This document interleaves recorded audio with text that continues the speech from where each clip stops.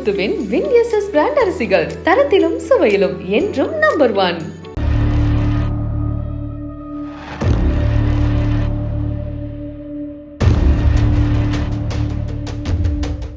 நெல்லை மாவட்டம் அம்பாசமுத்திரத்தை ஒட்டியுள்ள மேற்கு தொடர்ச்சி மலையில் புலி, சிறுத்தை, யானை, கரடி, காட்டெருமை உள்ளிட்ட வனவிலங்குகள் வசிக்கின்றன.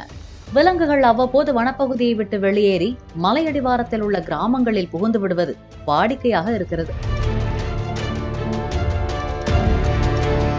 இந்நிலையில் இன்று அதிகாலை கல்லிடைக்குறிச்சிக்குள் கரடி ஒன்று புகுந்துள்ளது.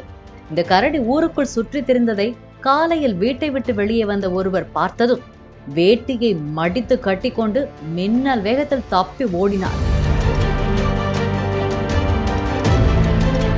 தகவல் அறிந்த அம்பாசமுத்திரம் வனச்சரகர் நித்யா தலைமையிலான வனத்துறையினர் ஊருக்குள் புகுந்து கரடியை தேடி வருகின்றனர்.